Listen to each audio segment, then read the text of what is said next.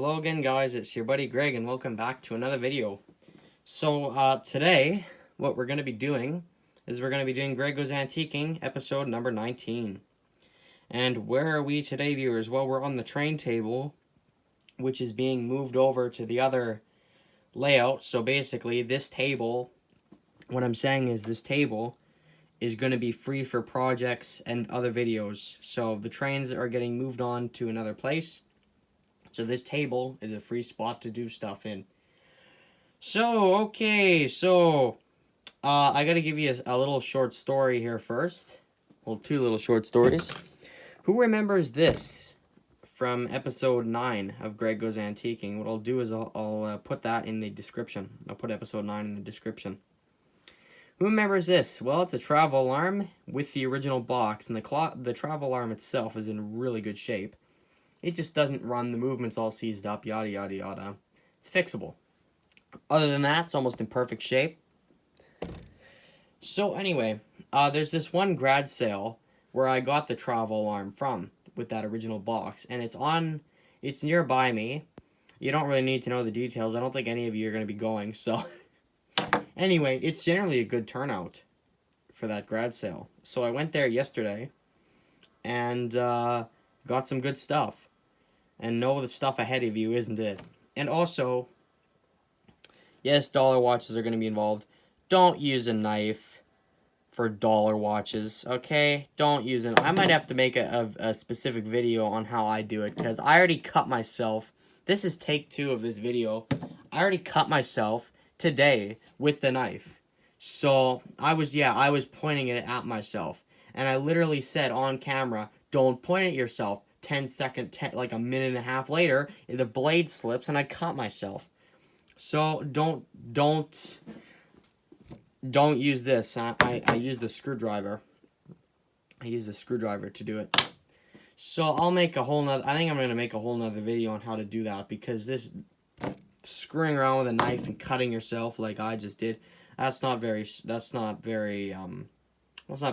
and it's not very safe either. So anyway, the yesterday grad sale turnout. Okay, we're gonna do everything in order how I bought it. First things first, Westclox Pilot, even though it says and I can use a screwdriver as a pointer, it says Westclox nowhere on it. What is with these Westclox products and not saying Westclox on them? It's like the silver bell from Ben vs. Ben. You know the silver bell, if you've been watching Ben vs. Ben, it doesn't say Westclox anywhere on it. Well, for some reason, this has the same thing going on, where it just says Pilot. Well, why does it not say Westclox on that? I don't know why it doesn't say Westclox on it. Anyway, so I saw this on a table in one of those coin containers, or one of those wooden boxes where it's a glass top so you can see in. The rest of it's made of wood. This was in one of those. And I thought it'd be another crapola watch here. Here's another Westclox. This actually says Westclox on it. The 1969 Dax. Which, I mean, it's an okay watch. It's like okay at best, really. It has the crappy stainless steel movement in it, except it has screws. So anyway, I thought that the Pilot over here, back's coming off, already took the back off. I thought the Pilot, because it kind of resembled it. Let me get the case for this. It resembled this very closely, and the pendants are the same. I think this is actually the same case. No, wait, no, it's not the same case. This comes off, pretty sure. Anyway, this really resembled I almost said something I was gonna regret there. It really resembles this bullseye here, which also doesn't say Westclox on it, oddly enough. Oh, no, it does. Never mind. It says Westclox right there. I better check that, actually. Let me see. Oh, it just says made in Canada. Doesn't say Westclox. Who knows? Maybe there was some Canadian products that didn't say. So anyway, I thought it'd be crapola. And I decided, well, how much do you want for it? $5. Well, you can't really go wrong there. So I decided to buy it. And when I got it home, I took the back off using the knife. Didn't cut myself, though. look inside. Well, hang on a moment. What's this? Okay, I'm going to have to keep the watch like this so the lighting isn't any poorer than it already is. This is really sad lighting. I'm sorry, guys. Look inside. There's a stain. There's a, I almost said stainless steel. There's a nickel-plated movement in there. And I did not see that one coming. And let me just see what year this one specifically is from. 4/14/53. Or is it 3/14? Now I can't see. It's 4/14/53. So that is from April. So yeah, that's from April of 1953. April 14th of 1953. And I thought this would be total crap. Like, I thought we were going to get another bullseye or some kind of junky movement. No. And I've already wound this up. I already see what the problem is. I don't know if the balance is broken, but it's not sitting in there how it should. It's not sitting there quite right. I think it came out of the collet, or something's going on there. I don't entirely know what that's about. But it won't move, basically. If I even shake, it won't. There's no shake to that. This thing also says made in Canada on it. I hope you can see that. As I said, I'm sorry for the lighting, viewers.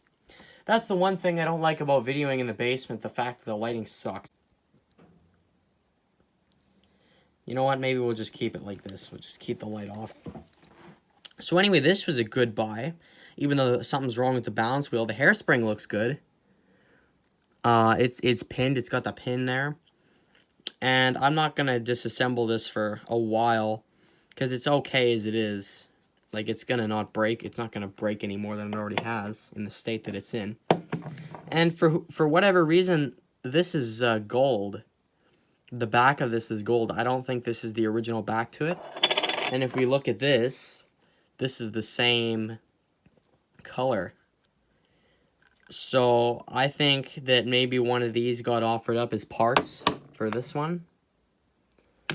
I have no idea. You never know what these people do. They could be cutting themselves. They could be... You never know what these people do to these watches, where they need little replacement things like this. And you'd think the back would be the last thing you lose, but anyway, someone needed a replacement back. Or maybe it just came like that. I don't know. Maybe Westclox was out of silver backs for what, yeah. Maybe they were out of the back, so I have no idea. So anyway, that's that.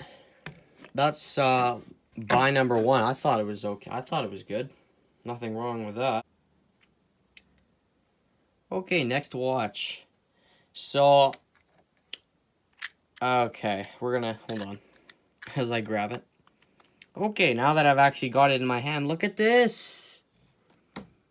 I bet most watch collectors, well, some watch collectors, not all watch collectors, would know what this little guy is. He's not Westclox. He's completely out. This was completely out of my wheelhouse, yet I got it anyway. This was also $5, and it was right next to the Pilot, which is over here. It was right next to the Pilot. It's little Ingersoll Midget. So it's one of the first ever, well, this was converted. I know there were versions of this that you could get as wristwatches. These were the first little wristwatches. So, what do you make of that? It's an Ingersoll Midget for $5. It doesn't work. Look at the movement. I'm going to have to turn the phone light on so you can see it. Isn't that nice, though? Here, let me get this a little closer to the camera so you can see what the heck any of this is. The balance wheel is in its place, which is nice. Or is it?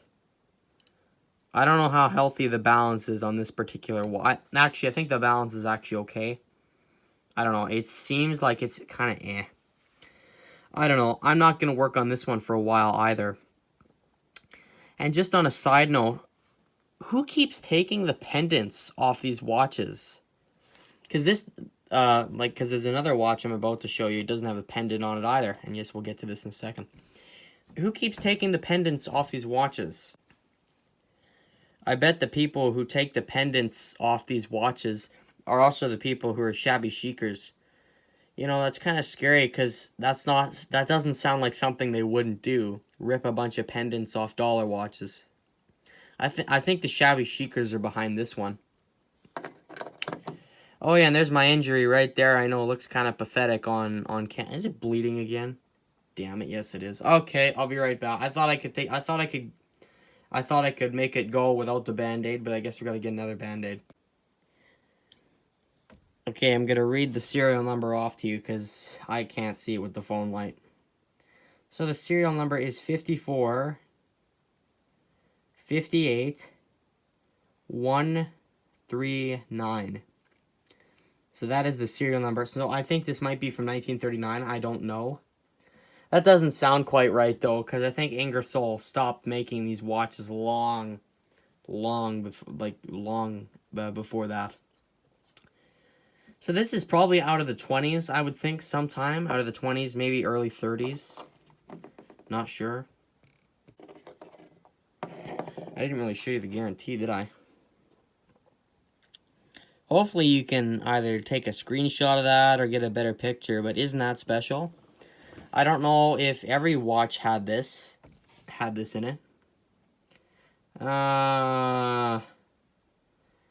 After first year, I'm going to read the bottom. After first year, we will repair current models for 25 cents. Wrap carefully, enclose 5 cents. Yep. Okay. I don't know if every Ingersoll. I don't know if all these watches had this in there.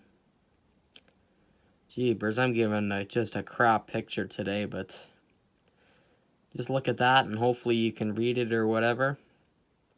It's not like I can't read it, but I've already read this a few times, so I don't want to read it anymore. So anyway, so I got a little Ingersoll Midget for $5 without a pendant. I think that was an okay thing, you know. What's wrong with that? And then this is another Westclox Pilot in just crap shape. This next Pilot I had to haggle for a little bit. There's a $25 price tag on this. Did not pay $25. You tell me if this was a bad move, because I offered. I said, how low will you, or what do you want for it? And he says, I'll go 20. And I say, well, would you do 15?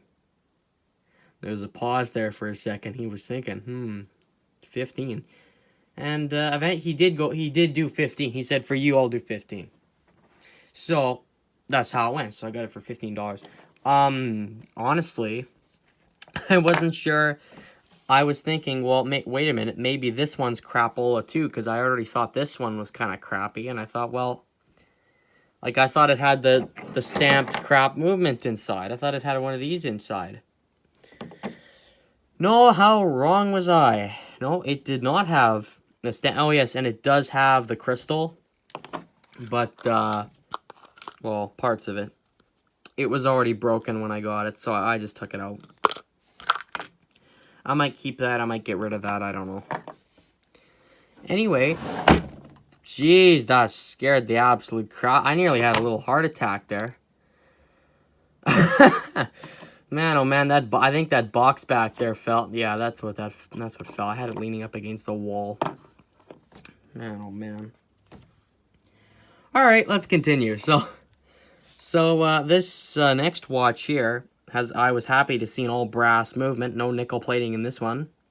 And look at the balance. The balance is a-okay in this one. The hairspring is all good, and the bead is set. Look at the bead in that. That's pretty good. Well, I mean, it's about as good as any beat's gonna get. But the balance works fine. There's nothing wrong with that. And as you know, I very much gravitate towards balance wheels because they're just a mess to, like, there's not necessarily the balance wheel, but the hairspring. That's the thing I always get screwed around with, or something gets screwed up, or, you know. Oh, man, yeah, hairsprings and I just don't get along there sometimes, but I don't know. I'm a little more experienced now. I think I'll be more okay than before. Does this say Westclox on it? I'm just looking here. I don't know if it says Westclox. No, it doesn't say Westclox. It says Pilot Shock Resistant. So this one here is from 1953 in almost immaculate cosmetic condition. And that's also part of the reason I forgot to mention, because this thing is in such great shape, and because it resembles this, I thought it was a crap. I thought it was a crappy watch, but no, it's just in really good condition. So, I mean, generally, sometimes good condition can mean reproduction, and that's not what you want generally. So anyway, this pilot here, he looked like he was doing some actual flying, unlike his brother over there, because this one is from 1960. This one is younger than the other one. The dial is all, well, the crystal was broken. The dial looks like it's kind of not doing the best. It would have been white like this one, but now it's kind of sun bleached. Well, it's kind of been in the sun more. The balance wheel is good. That's good to see. What does this say on the spring barrel? Oh, yeah, that just... Okay, I've just spotted something here, viewers. I've just spotted something. This one here says Made in Canada. Okay, this one's from 1953. This one says Westclox Canada Limited, Peterborough, Canada. So, okay, so this definitely confirms. And I mean, even if it didn't say Westclox in here, I would have already known, because everyone who collects Westclox dollar watches knows that the watch movements for especially pocket bend, etc., will look like this. Westclox used about one movement in about all their watches. Sometimes they were nickel plated, sometimes they were. They just used it in all their watches, because why build a different movement? You know, every single watch is literally the same, other than some being nickel plated and some not. So anyway, viewers, on that note, so this, oh yeah, this is from May of 1960. They stopped putting the actual specific dates on these, I noticed. This is starting to get to the beginning of the end. There were about 4 or 5 good years left in Westclox, and then it all went to, this, and this here has one of these movements in it, but with screws. And then eventually after that, they put rivets in here instead of screws. So that's no good for anything. I might have to get the hands off there one of these days and put them on some other watch. I don't know if there were any other watches that had hands like that. Any of the good ones, of course. So anyway, viewers, there's 2 pilots. These 2 look like they did some flying. Well, this one not so much. This one looks like it was in a crash land. Well, actually, I shouldn't be talking because the balance in this is all messed up. I don't know, viewers, if this popped out or if it's broken. Because, man, oh man, do I not want to take the hairspring off that balance wheel. That is just a mess. And if I were to do that, I'd have to wait maybe until winter time. I have to get better before I start messing around, taking hairsprings off balance wheels, etc., etc. I think I did that too soon, which led to me bending hairsprings out of order. And luckily, I haven't done that to too many of them. So maybe when I'm a little more experienced, I can even rebend the hairsprings back to how they were and get them in watches and have them run. So anyway, viewers, on that note, there's 2 pilots and a little Ingersoll Midget, which is kind of ironic because baby Ben. But no, Ingersoll's the midget this time. So there's 2 pilots and a midget for you, and there's some other watches back here which don't really have much to do with anything. Anyway, viewers, I don't know how long this video is already, but I think it's time to end it here. I think that's a good move. So anyway, viewers, you know why I've done this? It's just standard procedure, viewers, just standard procedure, and I hope you like the video and what I've gotten, and hopefully I'll show you these watches repaired sometime in the near future. So anyway, viewers, you know why I've done this? Just standard procedure, viewers. What kind of an outro was that? I don't know what that was.